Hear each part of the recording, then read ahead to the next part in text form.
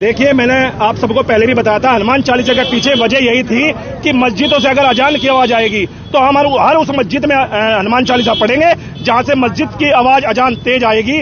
दोस्तों, मैं हूं अख्तर हुसैन और आप हैं इस वक्त मेरे साथ न्यूज दिल से भारत पर। बहुत ही चिंता का विषय है जो आज आप लोगों के सामने मैं लेकर आया हूं।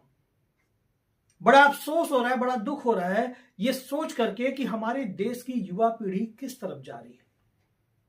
जिसको शिक्षा की तरफ जाना चाहिए, एजुकेशन की तरफ जाना चाहिए, तालीम की तरफ जाना चाहिए, कंपटीशन की तैयारी की तरफ जाना चाहिए, वो कन्वर्ट हो रही है भारी भीड़ और जुलूस की तरफ, जहां भड़काऊ नारे लगाए जा रहे हैं, जहां लोगों को धर्म के नाम पे बरगलाया जा रहा है, जहां लोगों को जुलूस में शामिल करके उनके भविष्य को चौपट किया जा रहा है।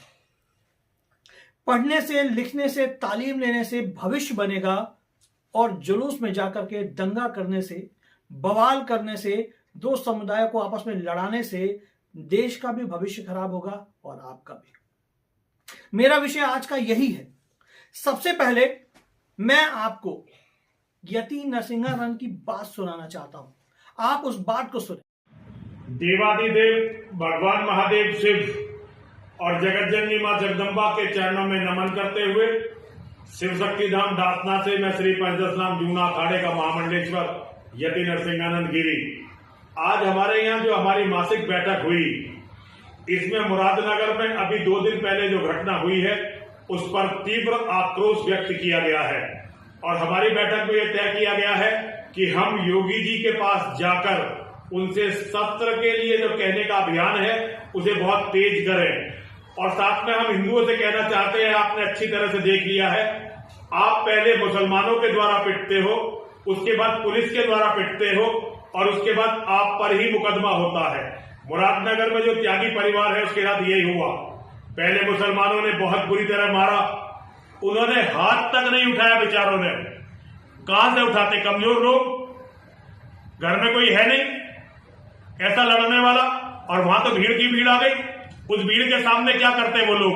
पहले पीटे भीड़ के द्वारा, फिर पुलिस ने पीटा, उसके बाद उन्हीं पर मुकदमा दायर कर दिया गया। हिंदुओं, तुम्हारी स्थिति तब तक नहीं बदलेगी जब तक तुम अपनी रक्षा के लिए हथियार रखना और हथियार उठाना आरंभ नहीं करोगे। मेरा निवेदन है हिंदुओं, अपना घर, अपना परिवार, अपना अस्तित्व बचाने के लिए खड़े हो जाओ, हथियार उठाओ जरूरत पड़ने पर, और जरूरत पड़ने पर अपना ऐसा संगठन बनाओ जैसा मुसलमान संगठन बनाते हैं, आईएस जैसा संगठन। ऐसा संगठन अगर होगा तो जीवित रहने का रास्ता निकलेगा, वरना जीवित रहने का रास्ता नहीं निकलेगा। हर हर महादेव, हर हर महादेव, हर हर महादेव। सुना आपने, यति नरसिंहानंद ने कहा कि हम योगी आदित्यनाथ से मिलेंगे, मुख्यमंत्री जी से, और उनसे कहेंगे कि बड़े पैमाने पर शस्त्रों के लाइसेंस देने की बात वो कर रहा था। और वो ये कह रहा है हिंदू समाज से कि आप सभी लोग जो है हथियार खरीदें, हथियार रखें और हथियारों का इस्तेमाल करें। मैं पूछना चाहता हूं इस देश के प्रधानमंत्री से, मैं पूछना चाहता हूं मुख्यमंत्री जी से, क्या आप लोग बिल्कुल कान और आंख नाक बंद करके बैठे हैं? ये यति नरसिंहानंद सरस्वती इस तरह से भड़काऊ बयानबाजी कर रहा है, लोगों को उकसा रहा है, हथियार और तलवार खरीदने की बात कर रहा है, उसका इस्तेमाल करने की बात कर रहा है, उसके बाद भी आप लोगों के कानों पे जूं नहीं रेंग रही। वो व्यक्ति किसी दिन भारत में बहुत बड़ी फसाद की जड़ बनेगा और भारत में फसाद खड़ा करेगा, तब जाके आप लोगों की नींद खुलेगी। ऐसे व्यक्तियों के खिलाफ जो है संवैधानिक कार्रवाई होनी चाहिए, कानूनी कार्रवाई होनी चाहिए, और ये लगातार बोलता आ रहा है। ये मुख्यमंत्री योगी आदित्यनाथ को भी पता है, ये देश के प्रधानमंत्री माननीय मोदी जी को भी पता है कि वो हर बार इस तरह से बयान देता रह रहा है और जहर उगलता रह रहा है, लेकिन इन लोगों के कानों पे जूं नहीं रेंग रहा। खैर, ये इतना ही नहीं है, अभी एक और सज्जन है जिनकी बात मैं आप लोगों को सुनवाता हूं। देखिए, मैंने आप सबको पहले भी बताया था, हनुमान चालीसा के पीछे वजह यही थी कि मस्जिदों से अगर अजान की आवाज आएगी तो हम हर उस मस्जिद में हनुमान चालीसा पढ़ेंगे जहां से मस्जिद की आवाज अजान तेज आएगी और जो डेसिबल है उससे अलावा आएगी। ये हिंदू रक्षा दल ने ठाना है। उत्तराखंड ही नहीं, पूरे देश में अगर कहीं पर भी मस्जिद की आवाज डेसिबल से ज्यादा आई तो हिंदू रक्षा दल हर उस मस्जिद के बाहर हनुमान चालीसा पढ़ेगा जहां पर इस तरह की आवाजें आएगी। लाउड स्पीकर बंद नहीं हुए तो फिर क्या? लाउड स्पीकर बंद नहीं हुए तो हम अभी पुलिस प्रशासन को ज्ञापन दिया है, सब कुछ सौंपा है हमने। हमारे पे दूसरी और तीसरी कार्रवाई भी करनी आती है। अभी पुलिस प्रशासन ने रोक दिया, इस बार हमें रोक नहीं पाएगा। इस बार हम मस्जिद के अंदर जाके हनुमान चालीसा करेंगे। सुना आप लोगों ने, ये हिंदू रक्षा दल के हैं, इनके पास कोई और काम नहीं है। देश में बेरोजगारी चरम पे है, देश में महंगाई चरम पे है, देश में बच्चों को रोजगार नहीं मिल रहा। इन मुद्दों पे बात नहीं करेंगे हिंदू रक्षा दल के लोग, लेकिन उनको इस बात की चिंता है कि अगर किसी मस्जिद से तेज आवाज में अजान होगी तो हम वहां जाके हनुमान चालीसा पढ़ेंगे। और इतना ही नहीं, इंटरव्यू में चेतावनी दे रहे हैं, धमकी दे रहे हैं कि हम मस्जिद के अंदर घुस के हनुमान चालीसा पढ़ेंगे। अब बताइए, अगर इस पर सरकार सचेत ना हो, कानून सचेत ना हो, पुलिस प्रशासन सचेत ना हो, देश का प्रधानमंत्री सचेत ना हो और ऐसे उपद्रव करने वालों को जो खुलेआम बयान दे रहे हैं उनकी गिरफ्तारी ना हो, उनके खिलाफ कानूनी कार्रवाई ना हो, तो उनका मनोबल ही बढ़ेगा ना। उनका मनोबल जब बढ़ेगा तो किसी ना किसी दिन किसी मस्जिद में पहुंच जाएंगे और वहां उपद्रव मचाएंगे, तो वो दंगा जरूर होगा। और जब होगा तो उसमें नुकसान किसका होगा? ये जो उपद्रव मचाने वाले लोग हैं ये तो गायब हो जाएंगे, लेकिन मरेगी आम जनता, आम पब्लिक, उसका नुकसान होगा, इस देश का नुकसान होगा, देश के नागरिकों का नुकसान होगा, शांति भंग होगी, लोगों का खाना पीना दुश्वार होगा। और ऐसे लोग जो है यही चाहते हैं।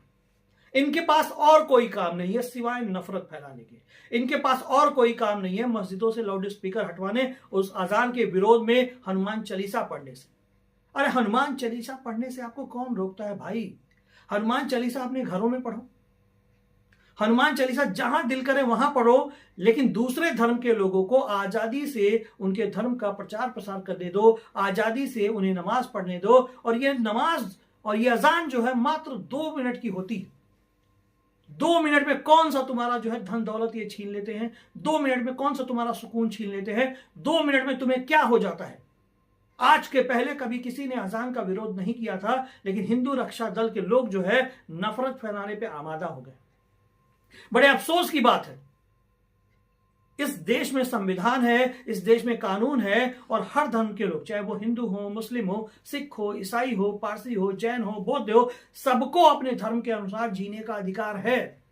लेकिन ये लोग सीने पे चढ़ के कहते हैं कि हम मस्जिद में हनुमान चालीसा पढ़ेंगे, शांति भंग करना चाहते हैं। इसके बाद भी उत्तर प्रदेश सरकार हो, चाहे भारत सरकार हो या पुलिस प्रशासन हो, उनके कान पे जू तक नहीं रेंगती और ये इंटरव्यू देते हैं, उसके बाद भी इनको रोका नहीं जाता।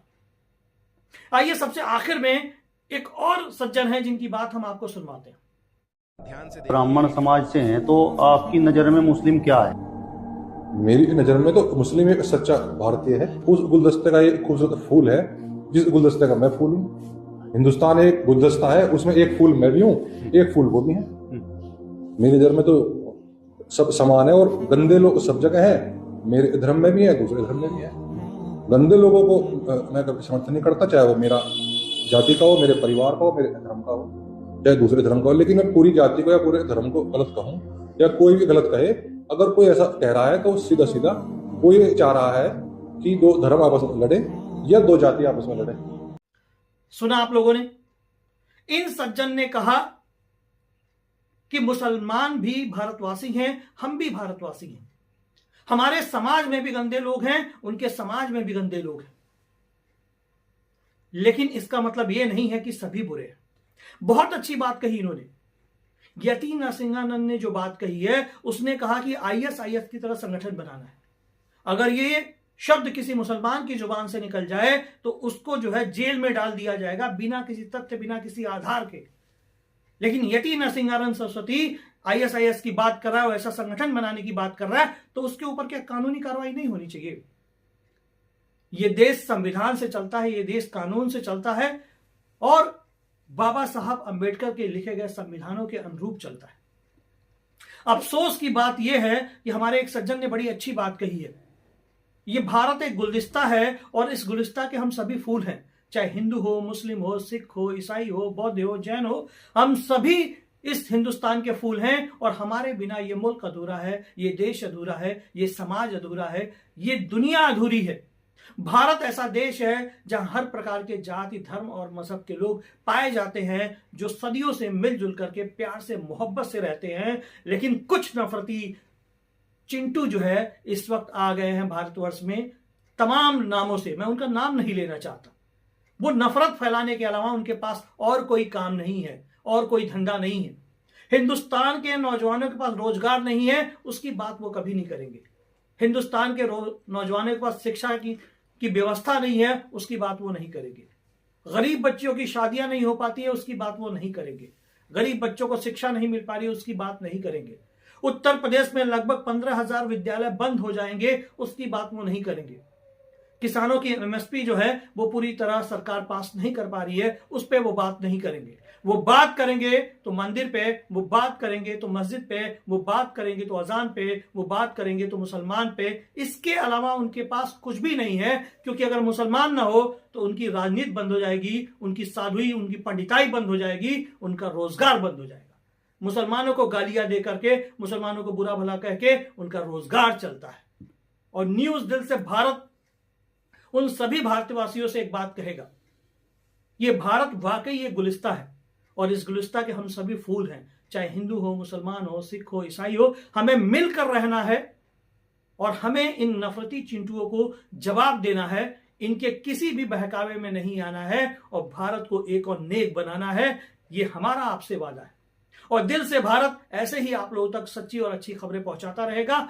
आप लोग इस खबर को शुरू से लेकर आखिर तक देखिएगा और ज्यादा से ज्यादा चैनल को सब्सक्राइब करिए और अपना प्यार और आशीर्वाद दीजिए। धन्यवाद।